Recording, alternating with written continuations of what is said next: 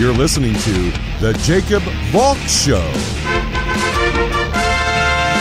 He's breaking down the latest and greatest in sports as only he can. Follow him on Twitter at RealJacobValk. Here he is, Jacob Valk. Hello,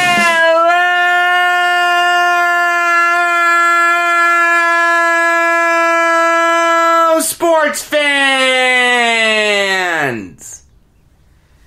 Oh, did I miss that? Welcome to another edition of the Jacob Valk Show. I am Jacob Valk, and this show is going to be me breaking down everything that happened in the NFL from last week on. I don't remember the last show I did that was normal. I think it was Wednesday, like last Wednesday. So probably everything from there on I'll be breaking down. I'll be going team by team in alphabetical order. Now I'm not going to start with N for the Jets. I'm not going to start with T for the Buccaneers. I'm going to start with A, the Arizona Cardinals, and work my way down to the Washington Redskins. That's how I'm going to do this. It's the only fair way to do it. One other thing, and this is especially relevant with the Cardinals. I'm going to talk about trades from both teams' perspectives. Now, what I mean by that is, let's take the DeAndre Hopkins trade, for example. I'm going to start with the Cardinals' perspective on that trade, and then when I get to H, the Houston Texans, I'm going to talk about it from that perspective. So I'm not going to be combining the two, if that makes any sense. Also, at the end of this show, I'm going to break down my plan for the foreseeable future. Obviously, the coronavirus has thrown a wrench into everyone's sports plans. The most optimistic projection is that sports will resume mid-May. You'll get baseball and hockey around May. Maybe even late May for baseball. I think mid-May for hockey, if I remember correctly. So, we've got about 2 months without sports. Live sports. That's going to be tough, but I know exactly what I'm going to do for those shows. I promise you that I will have content. I am not going to take shows off. You're going to have to stick around for the end to hear what I'm going to do. Okay, enough of the minutia. On to the Arizona Cardinals. And their off-season obviously started with the DeAndre Hopkins trade. Probably the best trade they could have made. Probably the best move they could have made. Period. See, what I love about what the Cardinals are doing is they're seizing the moment with their young quarterback. Kyler Murray is on a rookie deal. He's not going to get any cheaper than he is right now. So they have the luxury of taking on a guy with a big contract in DeAndre Hopkins, an immensely talented player. There's no question that he's one of the best wide receivers in the NFL. And they're saying, you know what? We have the cap space for it. We're going to go for it. We're going to put as good a team around Kyler Murray as we can early on, and then when he gets his big boy contract, yeah, we'll have to make some tough decisions, but until then, we're going to go for it. How can you hate that logic? It's what the Jets should be doing. They're not, but they should be. I'll get into the Jets when we get to N. Don't worry. And to get out from David Johnson's contract is huge for them. I don't care that they gave up a second-round pick. This is DeAndre Hopkins we're talking about. If Stephon Diggs gets a first-round pick, I don't mind DeAndre Hopkins getting a second. You know what? I think Hopkins is better than Diggs. And this enabled them to free up the money to bring back Kenyon Drake. Granted, they haven't re-signed him yet, but he's on the transition tag. He's coming back. It's clear that the Cardinals like Drake more than Johnson. I don't know if I agree with that, but whatever. That's what Kingsbury wants. You have to love their wide receiver core. Larry Fitzgerald, Christian Kirk, DeAndre Hopkins, Keyshawn Johnson, and Andy Isabella. Hakeem Butler, too? That's scary. And there is no team that lines up in those crazy 4 wide receiver sets more than the Cardinals. Their offense is really fun to watch. I'm still not 100% sold on Kingsbury. He's got to do better than finishing last in the division. But with this trade, they set themselves up really well to make a jump. I'll tell you right now, they're probably better than the Rams as of right now.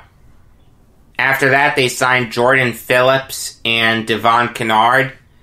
Phillips, I don't like. I think that's a huge overpay for him. You take a look at what he did last year for the Bills, a 51.8 overall grade according to Pro Football Focus. He's never been that good. I mean, he's not better than Zach Kerr. That's the thing. The Cardinals are bringing in Phillips to replace Kerr. I'll take Kerr over Phillips. I don't get that move at all. Devon Kennard I like, though. Kennard had a really, really good year for the Detroit Lions. 69.1 overall grade according to Pro Football Focus. Even when he was with the Giants, he was really good. The Cardinals linebackers are not good. Hassan Reddick is a bust. Jordan Hicks is average at best. I love the Cardinals bringing in Kennard. They set themselves up really well for the future. And they're going to be a fun team to watch going forward. Moving on now to the Atlanta Falcons. And they started their offseason by bringing back Tyler Davison. I think that was a really good move for them. Davison has always been really underrated. Well, I shouldn't say always. The past 3 seasons, he's been really underrated. He latches on with the Falcons on a 1-year prove-it deal, and he proved it. 67.5 overall grade, according to Pro Football Focus. The Falcons saw enough to bring him back, and I can't say I blame him. I like Davison. I think Davison's a really good defensive lineman. $4 million a year for 3 years, that's very fair for him. No complaints there. That brings us to the Hayden Hurst trade. And I know that they lost Austin Hooper, and I'll get into that when we get to the Cleveland Browns and how big a loss that is. You know I'm a big Austin Hooper fan. But I'll go a little more in depth on him when we get to the Browns. But to replace him with Hayden Hurst? That's your guy? I got news for you. Hayden Hurst stinks. Hayden Hurst is not a good player. He's been in the NFL for 2 years. He's only caught 43 passes for 512 yards and 3 touchdowns. That's not good. I really hope the Falcons draft a tight end. Because if they're going to rely on Hayden Hurst to be their tight end of the future, that's not going to work. The Ravens tried it. It did not work. To make matters worse, he gave up a second-round pick for him. What has Hayden Hurst done to show you he's worth a second-round pick? The Ravens had to be doing backflips over this. They easily won that trade. Not even close.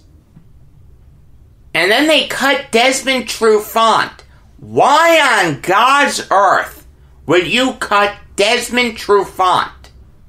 Trufant has been one of your best corners. I know that he had injury concerns last year. I get that. But he's still a really good player. And he's young, too. He's 28 years old. He's still got a few more good years left in him. I'm not crazy about what the Falcons did this offseason. I'm really not. I like that they brought in Dante Fowler. Fowler would have made perfect sense for the Jets. I'm a big Fowler fan. He's young. He's really, really good. According to Pro Football Focus last year, he had a 72.1 overall grade. Every year he's been in the league, he's gotten better. And it was a great move to get him. I don't mind the contract either. And bringing in Todd Gurley to replace Devontae Freeman is incredible. Todd Gurley is better than Devontae Freeman. Has Gurley had injury concerns, and is he the running back of old? No, but he's still really, really good. He really turned it on second half. I'm kind of interested to see how that's going to work with him and Ito Smith. And maybe Brian Hill, too. I know that the Falcons are high on Smith. I'm not crazy about what the Falcons did this offseason, but I really don't hate it either. Bringing in Gurley and Fowler really helps that grade. As of right now, I'd give it a C. That brings us to the Baltimore Ravens, and the Ravens did what they always do. They improved their defense. Franchising Matt Judon was a no-brainer. Wouldn't surprise me at all if they locked him up to a long-term deal soon. Trading a 5th-round pick for Calais Campbell will go down as the steal of the offseason. I understand that the Jaguars are blowing things up, but still, though, you've got to be able to do better than that. For Calais Campbell? Look, I understand that Campbell's not getting any younger, but he's still an incredible player. 90.3 overall grade according to Pro Football Focus. The last 4 years, he's had an over 90 grade. He's phenomenal. And to make matters even worse for opposing quarterbacks, they brought in Michael Brockers. I don't even know where you're going to play all these guys. The Ravens have had a really, really good offseason. They just have to hope that Lamar Jackson isn't Phillip Rivers in the playoffs and can actually win some playoff games. At least 3 in a year. He has the talent. Anything less than a Super Bowl with him will be considered a disappointment. It's just that simple. Moving on now to the Buffalo Bills, and I'll just rapid fire through the big moves they made, and then I'll get to Stephon Diggs. Quentin Spain was a huge overpay. He didn't even have that good a year last year. He was the weak link on an otherwise really good Bills offensive line. I don't understand why the Bills felt the need to bring him back. Mario Addison, I've always liked him. Wanted him on the Jets once upon a time. Good move bringing him in from the Panthers. Not too many people know this. He is not a lifetime Panther. He's played for other teams. It's just most people will remember him as a Panther. AJ Klein is really streaky. He has moments where he looks really good and moments where he looks really bad. To give him $6 million a year is way too much. Vernon Butler. I understand that he's young and he has talent. Sean McDermott obviously saw something in Butler, and if anyone can get it out of him, it's McDermott. So, I don't mind the Bills bringing him in. The AAV is a little too high, but I'm not going to kill it. Quentin Jefferson was a really good move. He's just coming into his own. You saw it last year. He's a really talented player. And Jordan Poyer with the drop-dead gorgeous wife, Rachel Bush. holy moly. Bringing him back was a really good move. He's a really underrated safety. Okay, that brings us to the Stephon Diggs trade. There's no doubting that Stephon Diggs is a really, really, really, really, really good wide receiver. Is he great? I'm not sure if I say he's great. Realize he's playing with Adam Thielen. When you have two really, really, really, really, really, really, really, really, really good wide receivers on the same team, one usually looks better than the other on any given day. And what I mean by that is, it's very difficult to key in on two wide receivers if you're a defensive coordinator.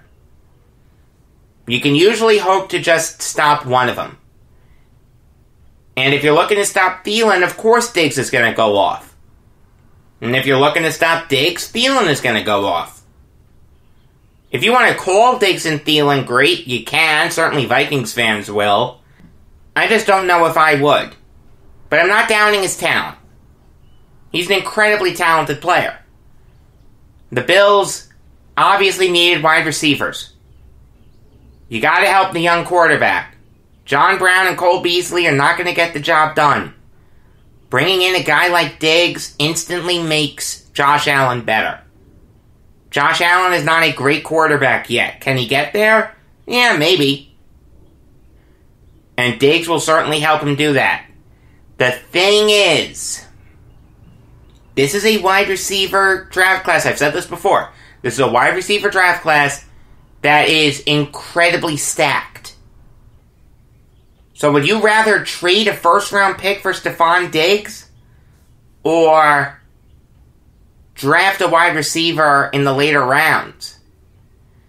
The notion that you need a great wide receiver to be successful is not true. Plenty of teams all throughout history have won without that singular great wide receiver. I like the Hopkins trade because you're not going to find a player like DeAndre Hopkins in the second round. I'm not crazy about the Diggs trade for the Bills because you probably can find a wide receiver, maybe not exactly like Diggs, but certainly similar. And also the thing is, who else are you guarding on that Bills offense? Defensive coordinators are going to be able to key in on Stephon Diggs. He's not going to have Thielen protecting him. I'll let John Brown kill me. I'll let Robert Foster kill me. I'll let Cole Beasley kill me. I'm not crazy about this trade for the Bills. I know why they did it. I don't begrudge the logic. But overall, I'm giving their offseason a B-. Moving on now to the Carolina Panthers, and I'm only going to talk about them signing Teddy Bridgewater. I think that is a fantastic move. He is worth $20 million a year. Okay, he just is. You saw what he did last year for the Saints. The talent is still there. Does he have a cannon for an arm? No. But he never did. That's the thing. I don't think Bridgewater has taken a huge step back from the injury. He's still a really, really, really good quarterback. And people forget this. Teddy Bridgewater was a Pro Bowler with the Vikings. Teddy Bridgewater looked like he was going to be the next really, really, really good quarterback in this league. Was he ever going to be great? I mean, he had that ceiling. I remember in that draft, I thought he was better than Manziel. A lot of people disagreed with me. I certainly thought he was better than Blake Bortles. I'll tell you that. Bringing Bridgewater in is a fantastic move. And I applaud the Panthers for not tanking for Trevor. They're actually going for this thing. They're trying to get better. Good for them. I think it's going to work. I like the idea of Bridgewater in Matt Rule's system. Now we got to see how Rule's going to be as a head coach, but I think it's going to work. I think Panthers fans have something to be optimistic about here. It's a nice change of pace from their usual existence. Moving on now to the Chicago Bears.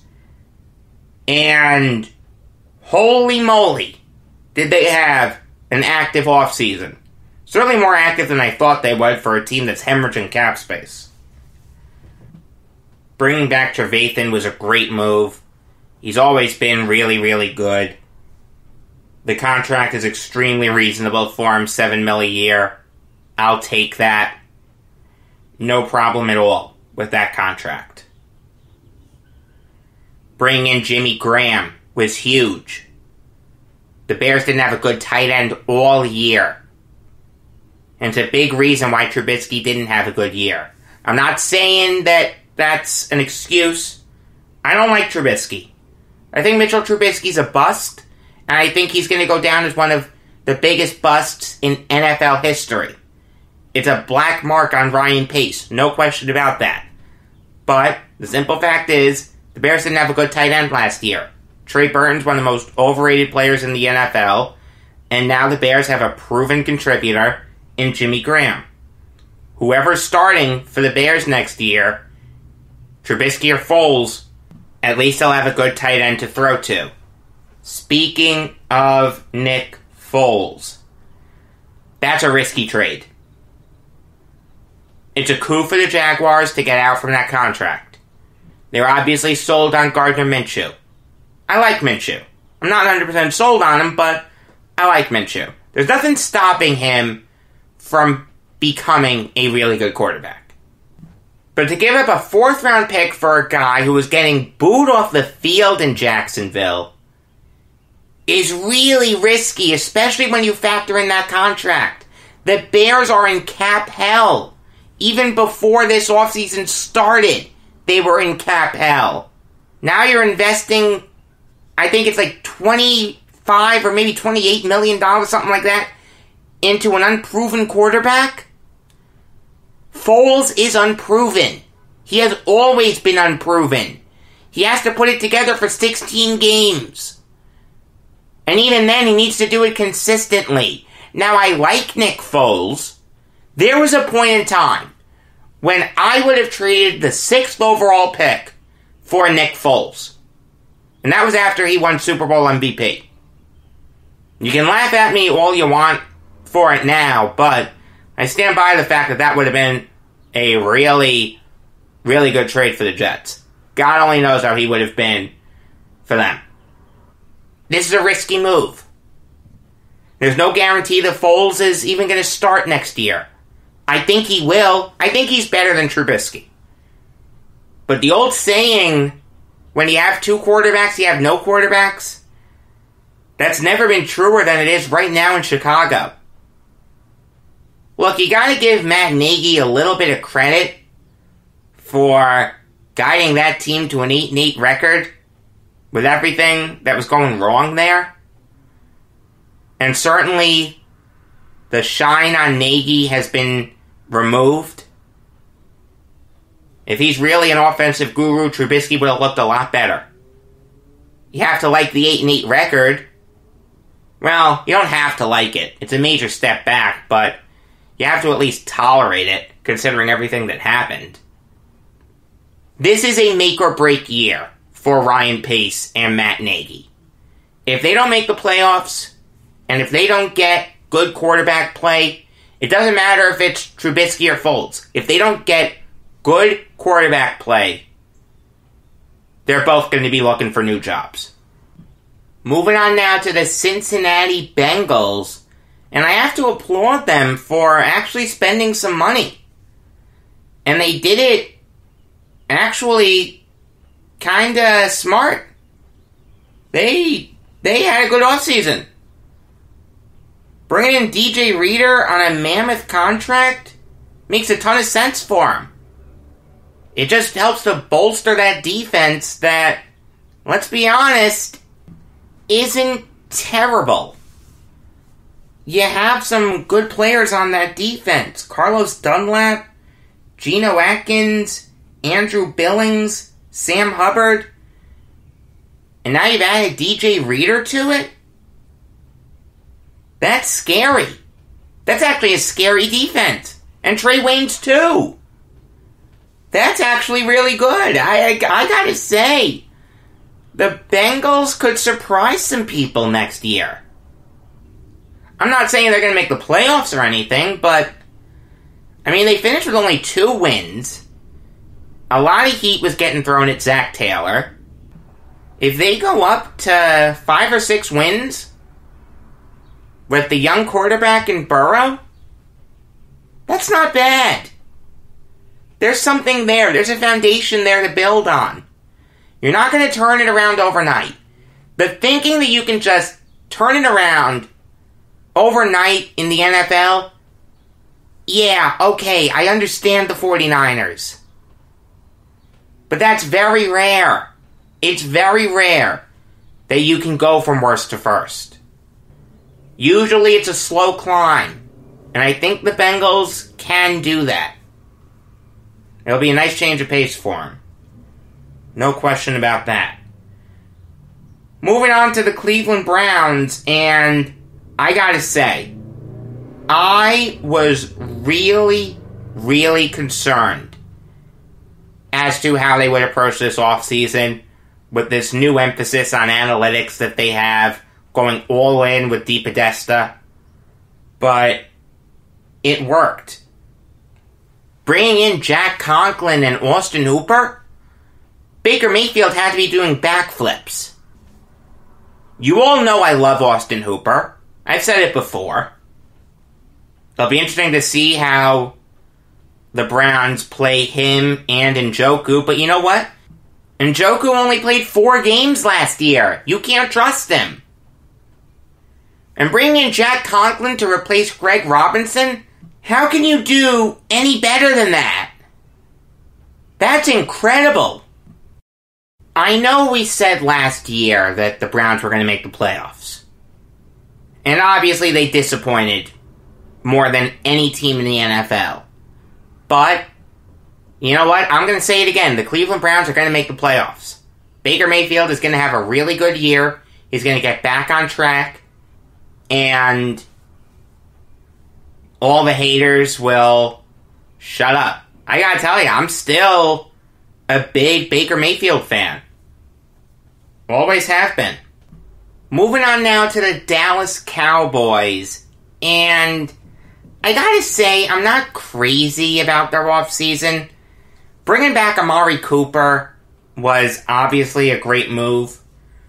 But all they did was just re-sign a bunch of their players. I mean, they made one move in going outside the organization in Gerald McCoy. Good move. No complaints with that contract at all. But this is a team that drastically underachieved. One of the biggest disappointments in the NFL. Maybe second, depending on where you put the Rams and the Bears. All they did was just re-sign a bunch of people. They didn't get any better. They brought back the people who they needed to bring back, I get that. But they just didn't get any better. They have to hit on these draft picks to get back on top of the NFC East. And make no mistake, it's wide open. I can make a case for every team in that division to win it. I don't think the Cowboys did a good job improving. They still have the talent to win that division, but they didn't take a step forward to a legitimate playoff run. And that's what every Cowboys fan wants. They know they can be competitive. They want to be Super Bowl contenders again. I don't think they're there yet. I don't think they had a good offseason. Moving on now to the Denver Broncos. And they made 2 big moves. Graham Glasgow and Jarrell Casey. And I gotta say, I like both of them. I wanted Glasgow on the Jets, especially after they missed on Joe Thuney. I mean, it's not their fault that they missed on Thuney, but he was franchised. They wanted him, they didn't get him. They pivoted to Glasgow, and it didn't work. The Broncos swooped in and gave him a big contract. Nothing wrong with that contract. He's been really good in this league for a long time. And it'll help Drew Lock immensely. And to give up just a 7th round pick for Jarrell Casey? How can you get any better than that? I mean, seriously. I understand that he's on the older side, but he has never had a grade worse than 70, according to Pro Football Focus. What makes you think it's going to change now? As much heat as John Elway has gotten, and it's been warranted, no question, he's had a really good offseason so far. And there is nothing stopping the Broncos from making a wild card run. I like Drew Lock. I like him a lot. That brings us to the Detroit Lions, and they have made a cataclysmic mistake of trying to emulate the New England Patriots. That never works. Never. The only guy who can do it is Belichick. Matt Patricia's trying it. It's not working. They're trying to bring in all these guys who fit the Patriot way. They're trying to find these guys who they think have something else there. It's not going to work. Now, they did a good job with their trades. Good job getting Duron Harmon. Good job getting Darius Slay. No complaints there. But they overpaid for Vaitai. They overpaid for Jamie Collins. Bringing in Desmond Trufant was a good move. No complaints there. But they're trying to emulate the Patriots. It won't work. Matt Patricia is a terrible head coach. Bob Quinn has done a terrible job as GM. The Lions are no closer to a Super Bowl than they were when they were 0-16. The future is not bright there. I wish I could say something optimistic, but you know what? You don't even have the quarterback anymore. The Lions, I think, are going to blow things up next year, and that involves trading Matthew Stafford. I hate to be all doom and gloom, but I gotta say the way I feel. Moving on now to the Green Bay Packers, and they went back to their old ways in not being too active in free agency. They brought in a couple guys who are bounce-back candidates. Christian Kirksey has had good years in the NFL, and so has Ricky Wagner. I don't hate what the Packers did. It fits their MO from years past. I can't say I love it. The one thing I'll say is this doesn't dampen their outlook for next year at all. They're still legitimate Super Bowl contenders. No question about that.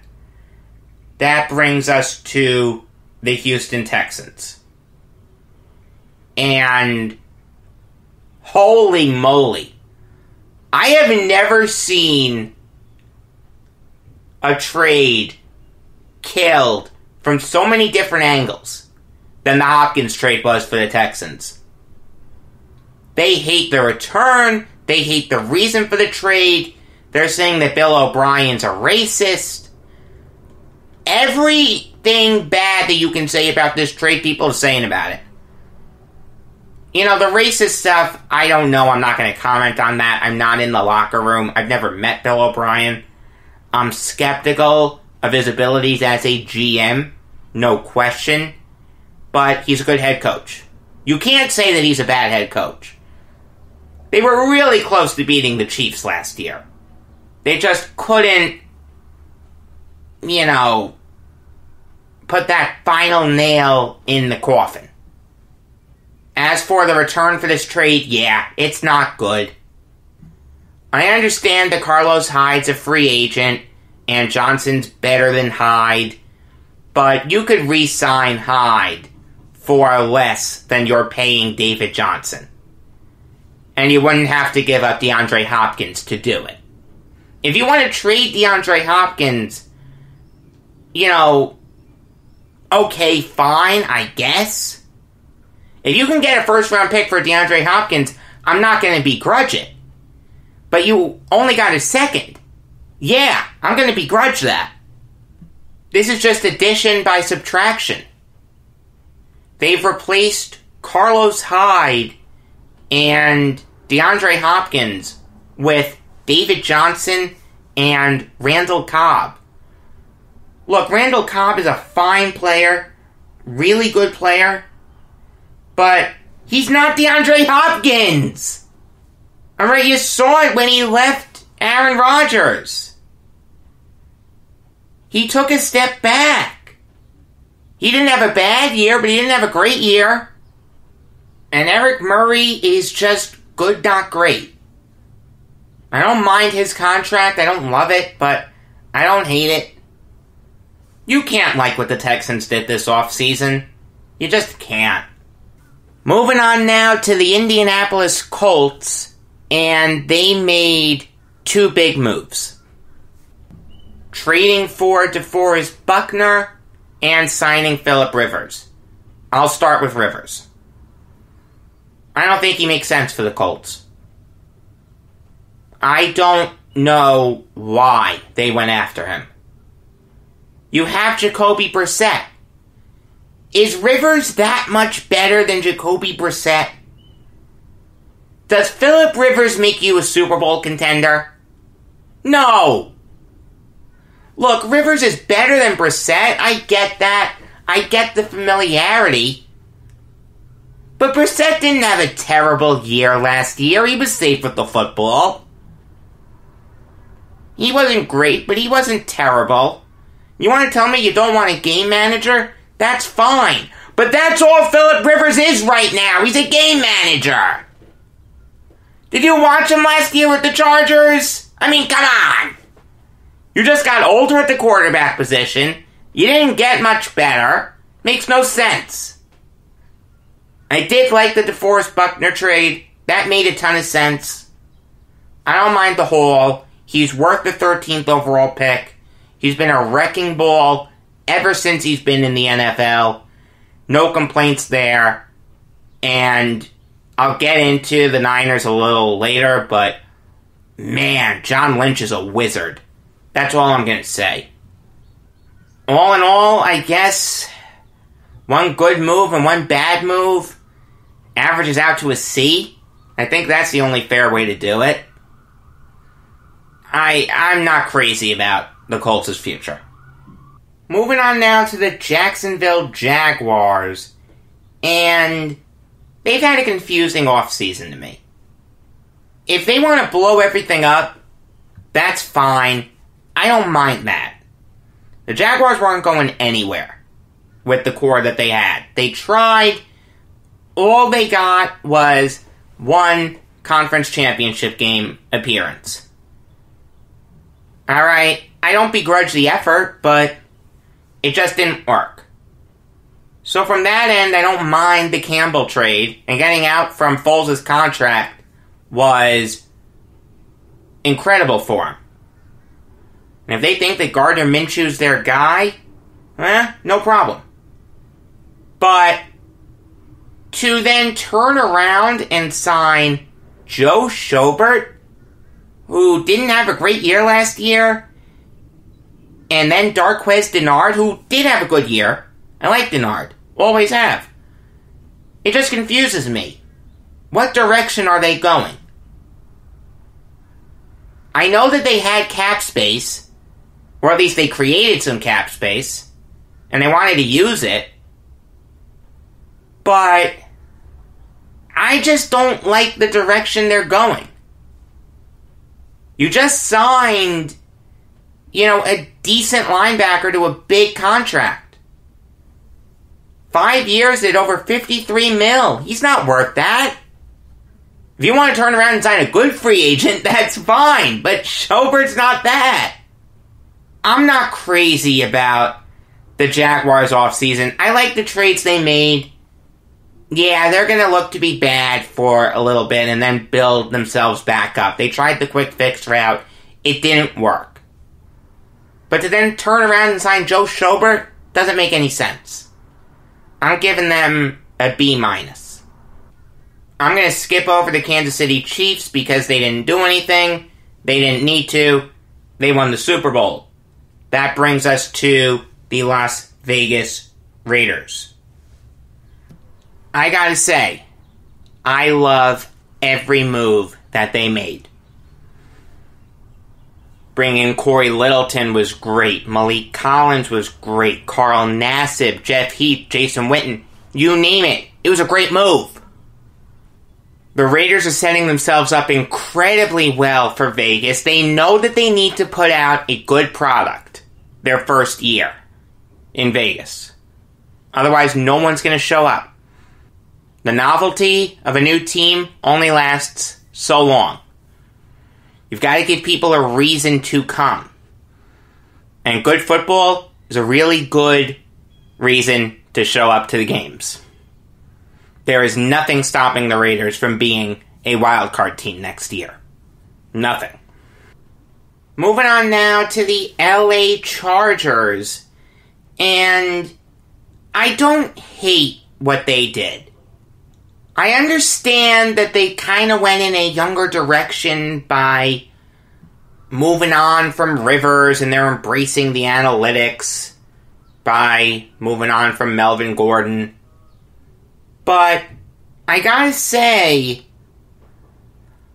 I really like what they did. They're not gonna look at next year as a developmental year.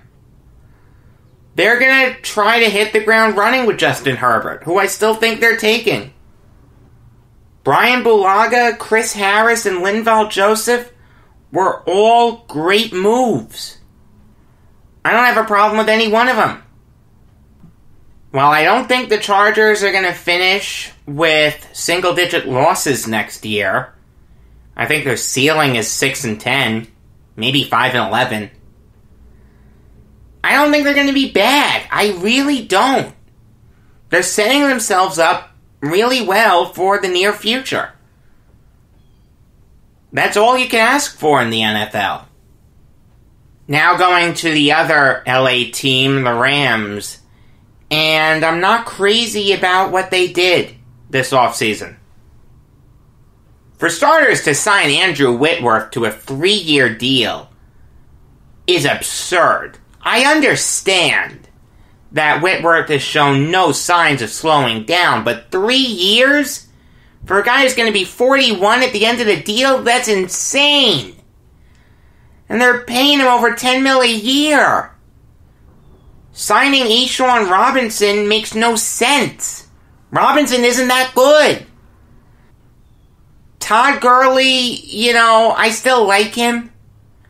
I'll give the Rams the benefit of the doubt that they're going to draft a running back or two, and they'll roll with them. Alright, I don't mind that. And cutting Clay Matthews, I don't mind. It didn't work out with him in LA. I think he's at the end of the line. He's either going to go back to Green Bay or retire. But I don't like what the Rams did. They're in danger of falling to last place in the NFC West when you factor in the Cardinals and how great their offseason was. That brings us to the Miami Dolphins. And there is no team that has seized on the opportunity that presented itself when Tom Brady left the Patriots more than the Dolphins. They went all in this offseason, and I commend them for it.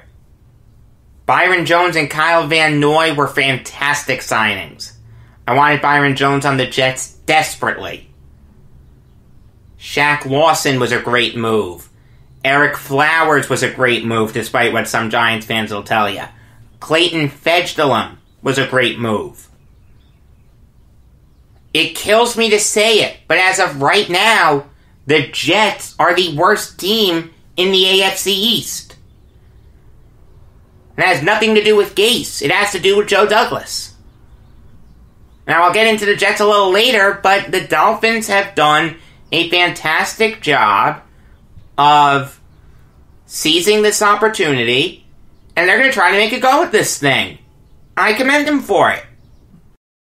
The Vikings really only did one thing of note besides the Stephon Diggs trade, which I like for him. I said that before. And that was bringing in Michael Pierce. I love that move for him. Pierce is one of the most underrated players in the NFL. To get him for just $9 million a year is an absolute steal. They're also going to bring back Anthony Harris since he's on the franchise tag. Maybe they'll tag and trade him, but I don't think so. The Vikings are set up to make another playoff run. Nothing wrong with that at all. That brings us to the Patriots. And there's no other way to say it. I was wrong. I thought that Brady and Belichick were destined to leave New England together. And Brady decided to leave. Now, when that news broke, I was sleeping. My father woke me up and told me that Tom Brady was going to leave. Admittedly, I did a little happy dance, and then I went back to bed because it was 8:30 in the morning. But the dynasty is dead. It's done. It's over. You want to tell me that Belichick will help make whatever quarterback is under center for the Patriots week 1 better? Okay, fine. But he's not going to be Tom Brady. I think Belichick is responsible for some of Brady's success, but I also think that Brady is responsible for some of Belichick's success. It's a symbiotic relationship. As for who the next quarterback of the Patriots is going to be, it can't be Jarrett Stidham. They tried that. It didn't work. You want to tell me that now he has a year under his belt so he's going to be better? Alright, fine. You can tell me that, but I don't think he is going to be the answer for you. You want to tell me it's Andy Dalton? Alright, fine. Dalton's not terrible.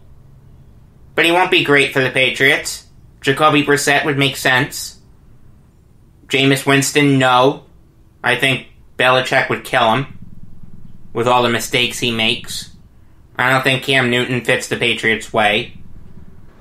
It's done. The dynasty is dead. Happy day. Happy day.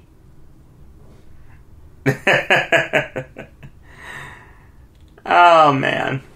I'm so happy. I'm still happy. Okay. The New Orleans Saints only did one thing of note, and that was bringing back Malcolm Jenkins. Great, great, great move to bring him back. We all know how talented Jenkins is. He had a little bit of a down year last year, but you know what? It was still really good. 68.6 isn't bad by any stretch. The Saints also got him for a very reasonable rate. $8 million a year. 4 years is a little too long, but the $8 million a year isn't bad. I like what the Saints did. They didn't have a lot of cap space. They brought back a player very familiar with their system in Jenkins. Obviously, they brought back Breeze. They've anointed Taysom Hill as their future quarterback by letting Bridgewater leave. And ultimately, we're just going to have to wait and see how it plays out. That brings us to the New York Giants. One of the most active teams in free agency. But not for the better. We all knew that James Bradbury was going to be overpaid. There were a lot of people that were saying that Bradbury would go to the Jets. I didn't want him. I'm glad the Jets didn't get him. He is not worth $14.5 million a year. He can have fun on the Giants. I understand that Gettleman knows him, and he loves bringing in his old Panthers players. That's fine. I get that. And I get that he's young. But Bradbury isn't that great. Now, he's not bad, but he's not great. He's just good. And the Giants are paying him $14.5 million a year. They're paying him like a shutdown corner. He's not a shutdown corner. Best case scenario, he's a second corner. And Blake Martinez, we all knew that the Giants were going to go after a linebacker. Or two, if you count Kyler Fackrell, which I'm not going to because it was a one-year deal for $4.6 million. But Blake Martinez isn't that good. Blake Martinez, last year, according to Pro Football Focus, had a 58.7 overall grade. And he was not good in the playoffs either. Gettleman just threw a bunch of money at his positions of need. He didn't care who he signed. That's never a good strategy in free agency. He signed a player that he was familiar with in Bradbury, and he signed a young player in Blake Martinez, but he didn't sign any world beaters. Are the Giants better now than they were a month ago? Yes. But I'm still skeptical of their future. That brings us to the New York Jets, another team that I'm skeptical of when it comes to their future. They made 5 moves. George Fant, Alex Lewis, Connor McGovern, Brian Poole, and Arthur Mollett. Fant is a fine move. He's a good player. Was it an overpay? Yes, but he's extremely athletic. He has talent. I don't mind the Jets bringing him in. Alex Lewis, huge overpay. On no planet is he worth over $6 million a year. Give him a 1-year deal and let him earn his big boy contract. Connor McGovern was a great move. I gotta say that. I wanted McGovern early on, and I got him. Really, really happy about that. I'm gonna get his t-shirt. Brian Poole was a steal, and Arthur Mollett bringing him back. Nothing wrong with that. Here's the thing, though. The Jets still have a glaring hole at edge rusher. Actually, 2 edge rushers they need, because Jordan Jenkins is still a free agent. Robbie Anderson is still a free agent. And they desperately need more cornerbacks. Desperately.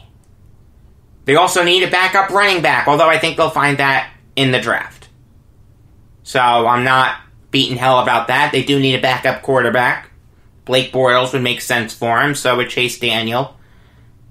The Jets do not get a good grade so far. They get a C.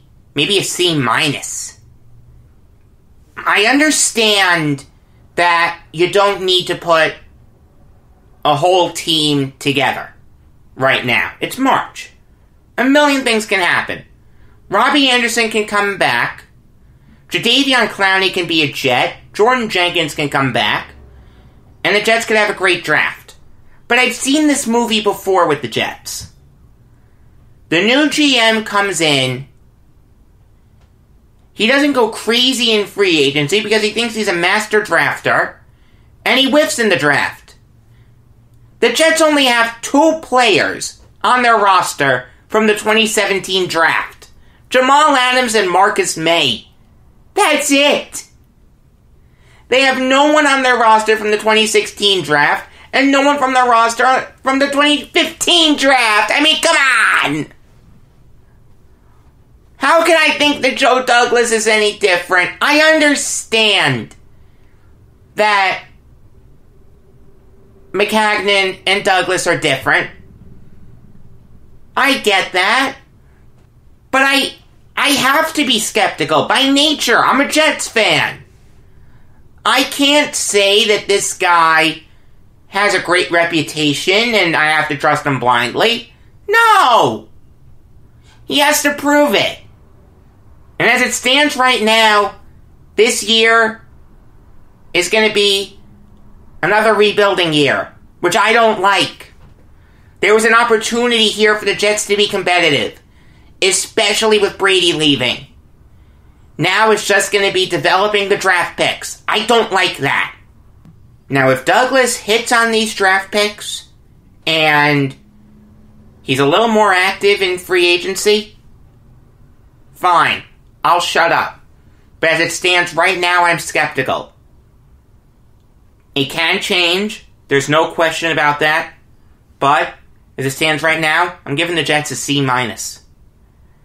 And I will be doing a show about what the Jets should do in the draft at some point in time before the draft. I don't know when, though. Stay tuned for that. Moving on now to Douglas's old team, the Philadelphia Eagles. They didn't do much in free agency except signing Javon Hargrave and trading for Darius Slay. 2 big moves, but still not earth-shattering moves. They were good moves, don't get me wrong. Was it a little bit of an overpay for Hargrave? Yes, but he's immensely talented. And Darius Slay, I wanted on the Jets when they whiffed on everyone. And the Eagles got him. A 3rd and a 5th round pick is a very reasonable price to pay for Darius Slay. As it stands right now, the Eagles are my pick to win the NFC East. But a lot can change. The Cowboys can have a great draft, and the Eagles can have a lousy draft. Carson Wentz is injury prone. Maybe he gets hurt in the preseason. I hope he doesn't. A million things can happen. But as it stands right now, the Eagles are my pick to win the NFC East. I'm going to skip over the Steelers because they didn't do anything. And that brings us to the San Francisco 49ers. They didn't do much in terms of getting outside talent, but they didn't need to because they were the 2nd best team in the NFL last year. They did trade DeForest Buckner, though. We all know that. I don't mind that trade. I really, really don't. The Niners have had a glut of young defensive linemen, and it was incredibly obvious that they were going to have to make some moves at some point. You can't keep all of Arik Armstead, Nick Bosa, DeForest Buckner, and Solomon Thomas. There isn't enough room under the cap, especially when you factor in Garoppolo's contract. I'd have liked them to have moved Solomon Thomas, because he's been a massive disappointment. But they chose to trade Buckner for the 13th overall pick. I don't mind that. I really, really don't. The Niners needed draft picks. And what this enables them to do is it enables them to pick someone at 13 who fills a need for him.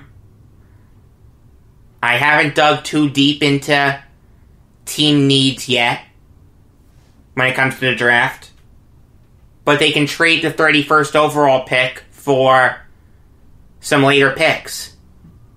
The Niners have 2 first-rounders, and then they don't pick again until the 5th round, 156th overall. As it stands right now, they're going to go 125 picks without picking. That's not good. I promise you, they're going to trade down at least once to get some other picks. And I don't mind that at all. John Lynch is a wizard. No question about that. He did a good job with the Buckner trade. Even trade there. He found his guy in Garoppolo. Garoppolo's not bad. He's not great, but he's not bad. Yes, he's overpaid, but he's still good. He brought back Jimmy Ward, signed Arik Armstead to a big deal. How can you not like John Lynch? The Seahawks weren't too active in free agency. They replaced George Fant with Brandon Shell, so it was a free agent trade. That was kind of funny, but other than that, it was nothing of note. So I'm going to skip over them and move to the Tampa Bay Buccaneers. And there's only one move that I'm going to talk about. We all know what that move is. It's bringing back Raheem Nunez-Roches. No. In all seriousness, though, bringing in Tom Brady is incredible for them. Does it make them a Super Bowl contender? I don't know if I'd go that far. But make no mistake about it, they're a playoff team now. You put him with Mike Evans and Chris Godwin, with Bruce Arians leading the offense? That's incredible. Are they better than the Saints? I don't know. But they're certainly a playoff team. Make no mistake about it. Brady picked a better team to go to. Evans and Godwin are better than Edelman and blank. And to replace Jameis Winston, the most infuriating quarterback in the NFL, with Tom Brady, for my money, the best player in NFL history? That's incredible. It's nothing short of incredible. There's no other word for it. It's going to be really fun watching Brady go up against Breeze. It's going to be weird seeing Brady in a Buccaneers uniform, but I gotta say, I'm going to look forward to it. It's going to be fun watching Brady in that offense. Take the Patriots out of it. Just think about Brady in that offense. It's going to be a lot of fun. It's going to be really, really interesting to see how the Buccaneers do. I'm just going to touch on the Tennessee Titans. They didn't do much except bringing back the guys who they needed to bring back, except Jack Conklin. They re-signed Tannehill for way too much. I'd prefer just a 1-year deal for him, maybe a 2-year deal. But they paid him like he's a franchise quarterback, and he's not there yet. He has to do this again. We all know that Tannehill is talented. He had some good moments with the Dolphins. He's just never been able to put it all together like he did last year. I don't hate the move, but I don't love it either. I'd give it a B. Maybe a B-. Franchising Derrick Henry was a no-brainer. He was the seminal reason why the Titans won those 2 playoff games. And all in all, there's really nothing stopping them from going on another playoff run. They brought back the 2 most important players. They do need to round out the roster a little bit more. They got to find another right tackle. And they've got to improve the defense a little bit more. Especially since they gave away Jarrell Casey, but that's what the draft is for. I think it's very possible that the Titans could be back in the AFC title game. That brings us to the Washington Redskins. And they had an okay free agency. They overpaid for Kendall Fuller a lot. The AAV isn't bad, 10 mil, but he's not worth 4 years. I understand he's 25, and this was his time to get his big boy contract. But he went from looking like the next great shutdown corner in this league to just a good player. 2017, 90.6 overall grade, according to Pro Football Focus. Year after that, 71.7. Year after that, 61.4. He's not worth 40 mil. You want to sign him to 2 years? I don't mind that. 4 years is too much. And Wes Schweitzer isn't that good. He's not terrible, but he's not great. I understand that he's a bounce-back candidate because his first couple seasons actually playing, he looked really good, but last year he took a step back. They have to keep Dwayne Haskins upright, and I don't know if Schweitzer is going to be able to do that. He's just not that great. There's some rumors that they're going to look to replace Dwayne Haskins. No! Don't replace Haskins. I like Haskins a lot. I know he had a bad rookie year. Give him next year under this new regime with Ron Rivera, and if it doesn't work out, then it doesn't work out. But you have to give him a full year to show what he can do. Alright, that does it for today. This certainly went longer than I thought it would, but you know what? I think we're all desperate for sports. I know I was, so hopefully this'll help you out a little bit. Here's my plan for next week and beyond. There will be regular episodes of the Jacob Valk Show. Obviously, no team-specific episodes. But the shows are going to be me going over my NFL Draft Big Board in groups of 4. So Monday, I'm going to go 1 through 4. Tuesday, 5 through 8. Wednesday, 9 through 12. Etc., etc., etc. We like 4 on this show with Mount Rushmore. I'm going to be doing that also. I'm going to be doing This Day in Sports History. I have 5 interviews in the hopper. Here's the order that I'm going to air them. Monday, Paul Logothetis. That interview is done. It is edited. It is ready to go. He's the guy who wrote the book on Toe Blake, and I had the technical issue with it. I promise you it's going to air on Monday. Tuesday, Yaron Weitzman. He wrote a book about Sam Hinkie and the process. Wednesday, Jim Sumner. He wrote a book about Duke. And it's a very, very expansive book. He is extremely knowledgeable. If you're a college basketball fan, doesn't matter if you hate Duke or love Duke, you're going to love that interview.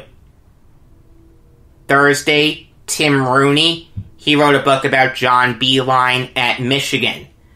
Friday, Rich Marazzi. He wrote a book about Yale football. They have a very, very storied history that we went into, and it was a lot of fun. I hope that this show can provide a distraction for you. Stay safe, stay indoors, follow the appropriate protocols, and I promise you that we're going to get through this. We, as human beings, are resilient, and I don't want to get too preachy, but with God's strength, we will get through this. On Monday, hopefully there will be more NFL news to talk about. Jadeveon Clowney is still unsigned, as is Jameis Winston. Maybe Clowney's a Jet come this time on Monday. Maybe Blake Bortles is a Jet. Maybe Robbie Anderson's a Jet.